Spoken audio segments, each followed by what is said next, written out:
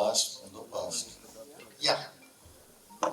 So I can see a lot of people coming from the police department and students are there, and few doctors are also here. तो हमारे talk का जो topic है blast from the past, it's time, यार पहला slide दिखाओ ना. हाँ, yes, okay. Blast from the past came the time with tapered eating and therapeutics. थोड़ा कॉम्प्लेक्स है. Complex. Blast from the past मतलब आप पीछे से क्या सीख सकते हैं, एंड टेम द टाइम, कैसे आप टाइम को अपने कंट्रोल में कर सकते हैं. बाय टेपर्ड ईटिंग, कम खा के, एंड थेरेप्यूटिक्स मतलब दवाइयां खा के. नॉर्मली लोग ऐसा सोचते हैं कि दवाइयां खाने से शरीर घूसखोर हो जाता है, उसको घूस की जरूरत पड़ती है. नहीं, ऐसा सोचते हैं ना, दवाइयों को खराब मानते हैं. Medicines are friends if they are given at appropriate time at appropriate dose. So medicines are friend. Don't afraid in consuming any medicine which is appropriate. First. Second thing, in next 10 minutes I will going to prove that attending conference is going to prolong your life. Conference attend करने से आपका जीवन बढ़ सकता है. And that too, if you are attending last topic of the conference, they will further increase your life. So congratulations to all who are present in this hall. They are going to live longer. And at last, presenting last in a conference can further increase the life. So I am also the luckiest person. So that is the thing. And I am not telling this, I am going to prove it. मैं सिर्फ कह नहीं रहा हूँ, मैं इसको अगले 10-15 minute में प्रूफ करने की कोशिश करूँगा. Let's see. तो सबको पता है कि जैसे जैसे उम्र बढ़ती है, क्रोनिक डिजीजेस बढ़ती चली जाती हैं. एज एज इंक्रीजेस, डायबिटीज हो गया, कैंसर हो गया, लंग का प्रॉब्लम हो गया, सब तमाम प्रॉब्लम आना स्टार्ट हो जाती है. तो age is one of the thing. So what scientist have thought कि वो कुछ ऐसा करें जिससे एज जो है बढ़ जाए. तो लोगों ने सोचा कि बीमारी होने पर दवा खाने से अच्छा है पहले से ही पता कर लो और कुछ ऐसा इंटरवेंशन शुरू कर दो जिससे जीवन लंबा हो जाए.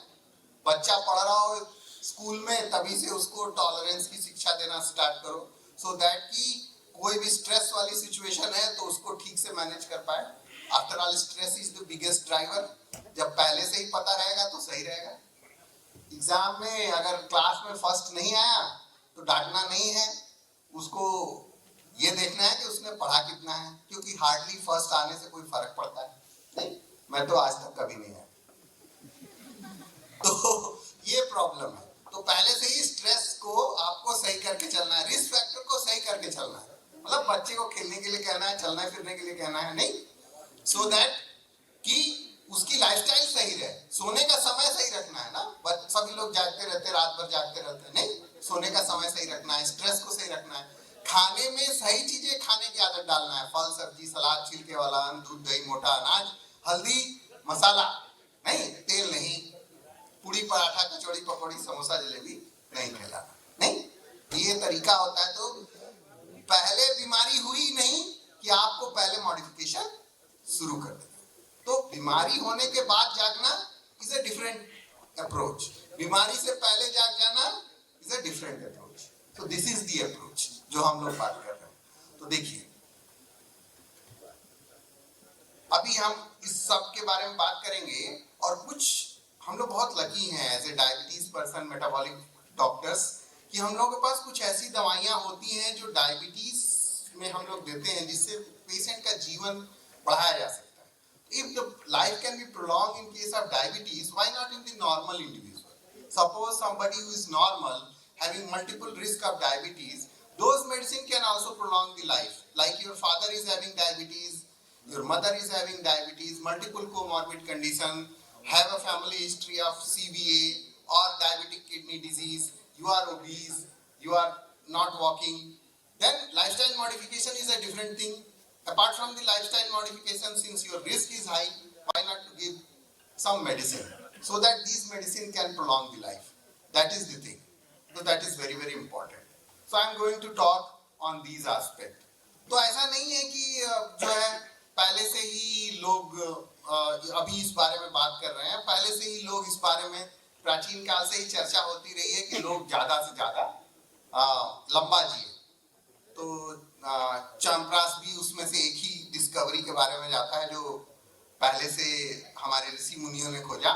और अभी हम लोग चूंकि साइंस को भूल जाते हैं और दोबारा रीडिस्कवर करने वाले हम लोग आदमी हैं, तो हम लोग फिर दोबारा डिस्कवर करते हैं। पहले एक चीज खोजते हैं, फिर उसको खो देते हैं, उसके बाद फिर उसको दोबारा रीडिस्कवर करते हैं और फिर उसको नए नाम से हम लोग जानते हैं। ये परंपरा रही है, ये चलता रहेगा, इसमें किसी का दोष नहीं है, ये ह्यूमन टेंडेंसी है। तो the drug is being developed for the prolonging life ना। पता कैसे चलता है कि आदमी बुढ़ा हो गया?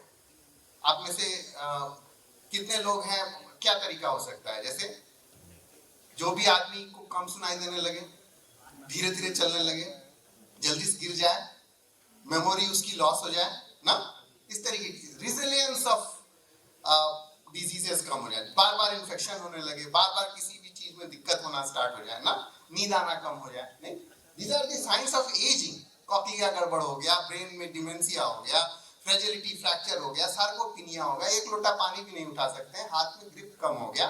So all these are features of ageing. आप जानते हैं आप ही की उम्र के दो लोग होंगे, उनका हैंड ग्रिप अलग होगा, sarcopenia. Person who is having less hand grip is going to die early. The person who can walk fast, तेज चल सकते हैं तो ज्यादा लंबा जिएंगे। सिंपल बात है, इतने सारे टेस्ट कराने की जरूरत क्या है? अगर आप तेज चल सकते हैं तो आप, सिंपल बात है, आप ज्यादा जिंदा रहेंगे। नहीं, तो ये तरीके होते हैं।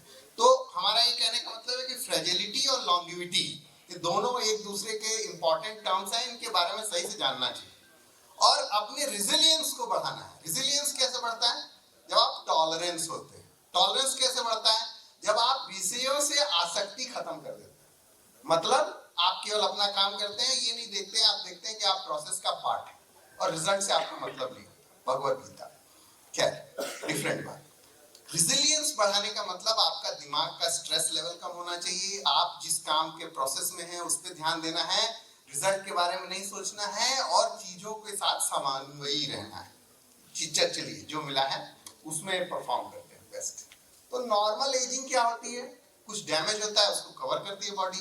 दूसरा चीज क्या होता है? जब हम रिजिलियंस डेवलप करते हैं, कोई डैमेज भी हो जाए तो हम उसको कवर कर लें। तीसरा, कुछ डैमेज ही बड़ा हो जाए, जैसे रोड ट्रैफिक एक्सीडेंट हो गया, आप कैसे बचेगा ना? रिजिलियंस कितना भी अच्छा हो, डेथ हो जाएगी नहीं। या किसी को ज्यादा बड़ी बीमारी हो गई जो महामारी के रूप में आ गई, कोविड ही हो गया, कोई ऐसा वेरिएंट हो गया, कैसे रिजिलियंस बचाएगा?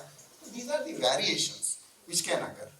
तो हम लोग जो बात करते हैं एजिंग का, वो फिजिकल हो सकता है, कॉग्निटिव हो सकता है, सोशल हो सकता है, बायोलॉजिकल हो सकता है। आपने देखा होगा जो आदि शंकराचार्य ने भज गोविंदम में कहा है कि एक व्यक्ति जो बुढ़ा हो जाता है वो खाट पे पड़ा होता है, उसके बारे में कोई चर्चा नहीं करता। ये बात सही है। तो एजिंग का ये भी साइन है, जब आप सोशली कट जाते हैं और अपने घर में कन्फाइंड हो जाते हैं तो आप जल्दी एज हो जाते हैं। तो ये भी तरीका है। तो अटेंडिंग कॉन्फ्रेंस आपको सोशलाइज करता है, आपको फिजिकली एक्टिव रखता है, आपका कॉग्निटिव लेवल सही रखता है और आपका बायोलॉजिकल रिस्पॉन्स तो सही रहेगा। लंच देर से लेंगे तो क्यों आलोक सर, थोड़ा सा ज्यादा देर तक लंच नहीं लेंगे तो उससे थोड़ा सा और अच्छा हो जाएगा नहीं? तो ये तरीका होता है। तो अगर आपका कोई भी व्यक्ति है जो आपके बगल में है, अगर 10 बार तेजी से उठक बैठक कर सकता है तो सही बात है, वो ज्यादा लंबा जी सकता है।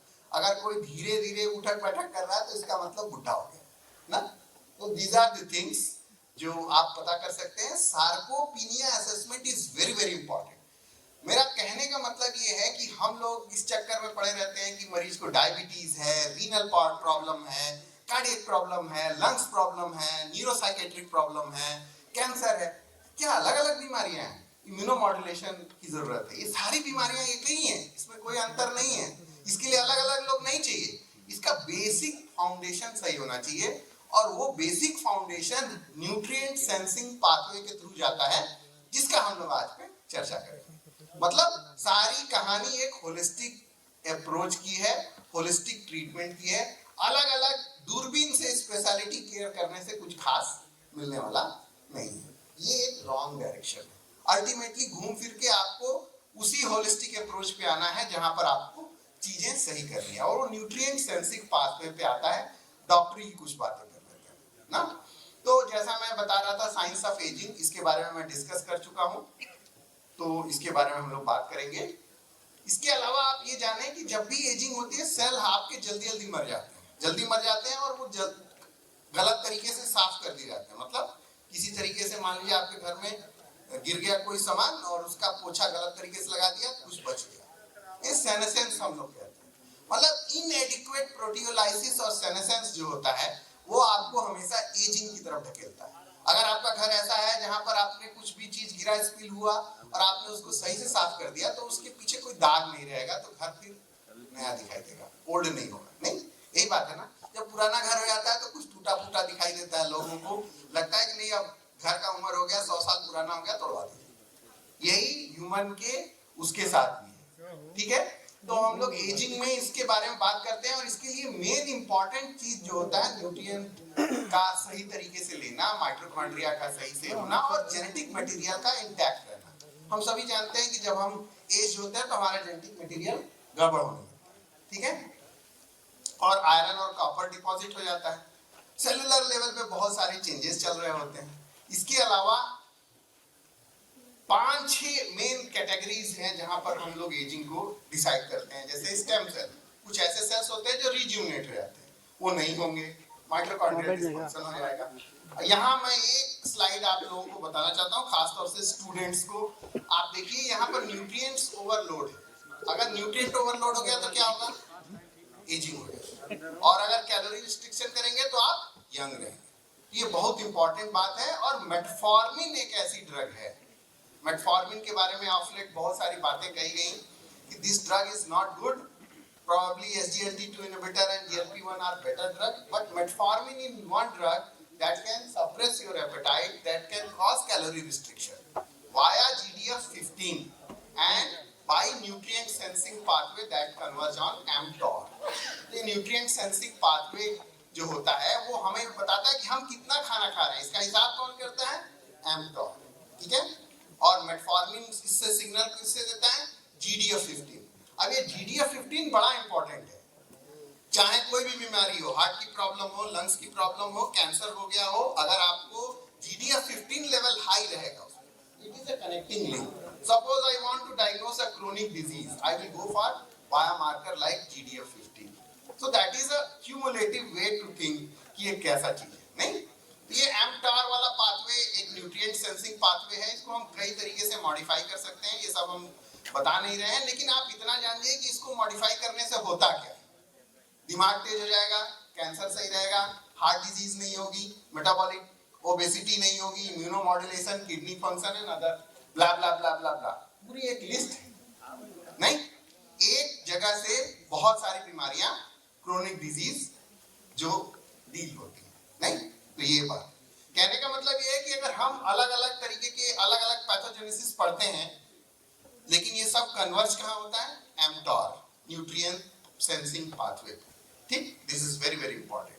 And there are biomarkers of ageing, जो ब्लड रिलेटेड हो सकते हैं, फिजियोलॉजिकल हो सकते हैं, और आजकल तो एआई का जमाना है, एआई ड्रिवन सब मशीन लर्निंग ऑब्जेक्टिव बहुत सारे बायोमार्कर्स हो सकते हैं जो इसको बताते हैं कि भाई कैसे। दूसरा एक तरीका है ओबेसिटी, फैट रीडिस्ट्रीब्यूशन। अगर फैट रीडिस्ट्रीब्यूशन गड़बड़ होता है तब भी पेशेंट एज्ड हो जाता है, ये भी एक बात है। और एजिंग की वजह से जो आपके एडिपोसाइट्स हैं, जो फैट है, एक यंग आदमी का फैट डिफरेंट होता है, एक ओल्ड एज आदमी का फैट डिफरेंट होता है ना, वो इन्फ्लेमेटरी होता है। एज वाला जो होगा व्यक्ति, उसका जो फैट होगा वो इन्फ्लेमेटरी होगा और गलत जगह डिपॉजिट होगा, ये बात नहीं। तो इसके अलावा जैसा मैंने बताया इनएडिक्वेट सेनेसेंस, मतलब आपने पोछा ठीक से नहीं लगाया, उसकी वजह से भी प्रॉब्लम होती है, और एंटी सेनेसेंस ड्रग भी होती है। इसके अलावा क्रोनो मेडिसिन, क्रोनो मॉड्यूलेशन भी एक बहुत इंपॉर्टेंट बात है। कब आप सोते हैं, कब आप जगते हैं, कितनी देर आपने स्लीप लिया है, कितना रेस्ट पे है, ये सारी बातें आपके जीन को रेगुलेट करती है। तो क्रोनो मेडिसिन का भी रोल है, और इसके लिए भी बहुत सारे ड्रग हैं। क्लोथो फास्फोरस इंटेक एक बहुत इंपॉर्टेंट बात है। अगर आपकी डाइट में फास्फोरस ज्यादा है तो आप एज जल्दी होंगे, तो phosphorus restriction is important. Only few slides. तो इसके अलावा गट माइक्रोबायोटा इंपॉर्टेंट है, ठीक? और NF2R इंड्यूसर्स, ये क्या है भाई? ये मसाला हो गया, बारकोली हो गया, इन सब में NF2R इंड्यूसर्स होते हैं, इससे कर सकते हैं, नहीं? फिर एंटी एजिंग इंटरवेंशंस, ठीक? एंटी एजिंग इंटरवेंशंस क्या हो सकते हैं? Diet, exercise. तो डाइट भी कौन सा? जैसे वेगान diet, Mediterranean diet, Japanese sea food diet ना, ये सब कुछ ऐसे डाइट है जहां पर लोग लॉन्गेविटी ज्यादा होती है इनके लिए, ठीक? तो ये करते क्या है? बेसिकली आपके सभी ऑर्गन्स में इन्फ्लेमेशन को कम करते हैं। और टाइप ऑफ डाइटरी रिस्ट्रिक्शन जैसे इंटरमिटेंट फास्टिंग, एकादशी व्रत, हमारे यहाँ देखिए कितनी बढ़िया व्यवस्था थी। जब भी किसी के घर में ज्यादा डेथ होती थी, उसके एक एक फैमिली मेंबर को दे देते हैं कि आप एकादशी व्रत करेंगे, 10 आप करेंगे, 10 आप करेंगे, 10 आप करेंगे। कभी आपने सोचा ऐसा क्यों करते हैं? क्योंकि अगर आपके यहाँ कुछ इस तरीके की प्रॉब्लम है जो जेनेटिक मॉडिफिकेशन और mTOR न्यूट्रिएंट सेंसिंग पाथवे की वजह से गड़बड़ है, तो आप एकादशी व्रत करेंगे तो करेक्ट हो जाएगी।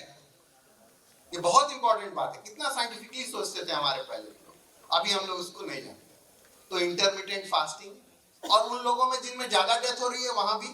दूसरी बात, जब डेथ हो गई तो उसके कितने समय तक कितने दूर रहना है, कैसे रिवाज के साथ रहना है, सब important. These are the modification to the nutrient sensing pathways. Okay?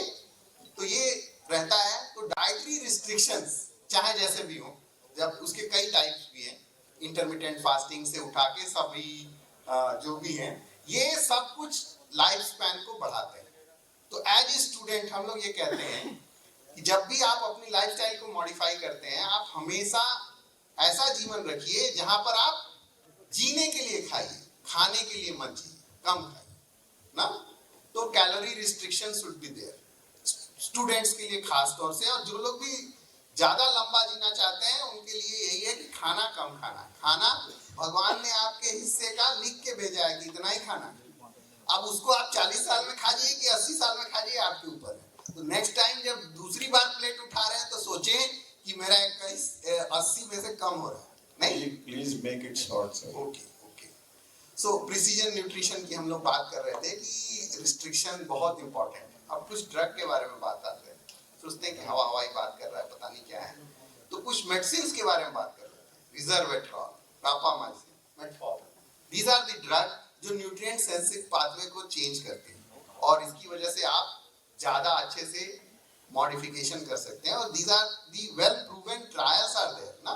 तो अगर आप देखें, these are the list of the trial जो मेटफॉर्मिन और लॉन्गेविटी पे हुए, कभी इसके बारे में खास चर्चा नहीं होती।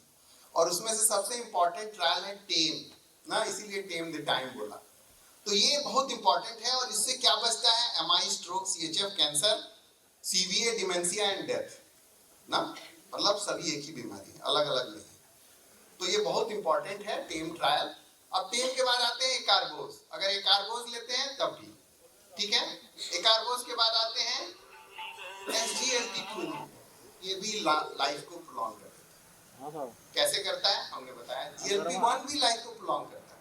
ये सभी डायबिटीज वाली ड्रग्स हैं जो आपकी लाइफ को प्रोलॉन्ग करती हैं, और इसके बारे में अच्छे खासे एविडेंस अवेलेबल है। कॉम्बिनेशन ऑफ ड्रग अगर कंबाइन करते हैं तो ज्यादा होता है। मतलब अगर आपने कॉम्बिनेशन में किसी नॉर्मल व्यक्ति को PCOD में आप दवा दे सकते हैं GLP-1, तो GLP-1 और SGLT2 दोनों अलग अलग PCOD में दे सकते हैं, तो सर कॉम्बिनेशन भी इम्पोर्टेंट है। इसी तरह बहुत सारे कॉम्बिनेशन लोगों ने ट्राई किए हैं और उसका इम्पैक्ट अच्छा खासा है। मैं इन सब के डिटेल में नहीं जा रहा हूँ, लेकिन दीज आर द ड्रग्स।